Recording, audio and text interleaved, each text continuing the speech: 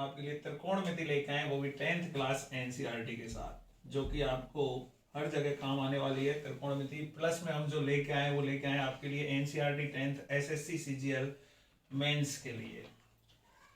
तो बने रहे आप मेरे साथ कि त्रिकोणमिति क्या है। दोनों मीडियम में कराऊंगा मैं आपके लिए, हिंदी प्लस इंग्लिश, और बिल्कुल टेंशन लेने की जरूरत नहीं है। तो त्रिकोणमिति की शुरुआत करते हैं। त्रिकोणमिति की जो शुरुआत होती है वो होती है एक राइट एंगल ट्राइंगल से, जैसे हम समकोण त्रिभुज कहते हैं। ये आपका एक राइट एंगल ट्राइंगल है, इसे हम समकोण त्रिभुज कहते हैं। इसको मानते हैं यहाँ पर एंगल बी, जो कि आपका राइट एंगल ट्राइंगल है। इसको मान लो ए और इसको मान लो बी।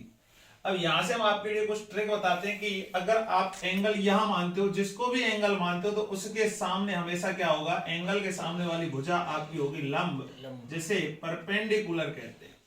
और जिस पर आपका राइट एंगल ट्राइंगल बना हुआ है वो आपका कहलाएगा बेस, जो कि आपका आधार होता है। और आपके जो सामने वाली भुजा होगी वह आपकी हाइपोटेनियस कहलाएगी, जिसे हम कर्ड कहते हैं। ये आपको ध्यान रखना है। अब शुरू करते हैं कि कहां हाइपोटेनियस, कर्ड, इनकी जरूरत क्या पड़ती है।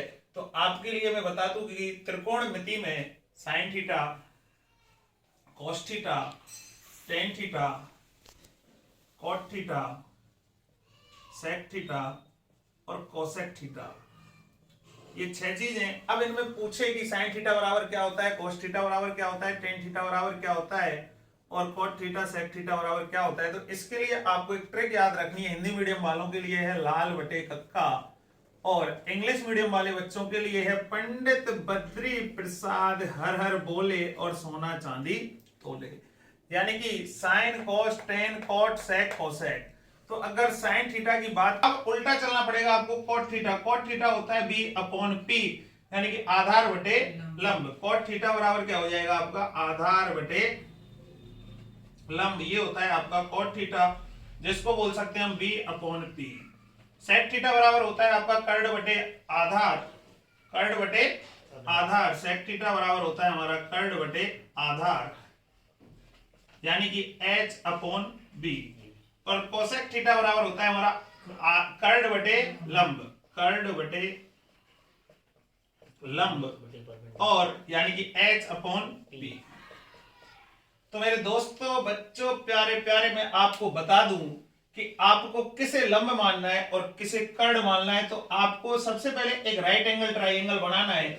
जहां से आप एंगल बनाओ उसके जस्ट सामने होगा लंब, और जिस पर राइट एंगल ट्राइंगल बनता है वो कहलाता है आपका आधार, और सबसे बड़ी भुजा कहलाती है आपकी कर्ड। अगर आप कहें कि सर हमने तो डायग्राम ये बनाया है, अगर डायग्राम हम इसको अगर यू बनाए तो कर्ड क्या होगा।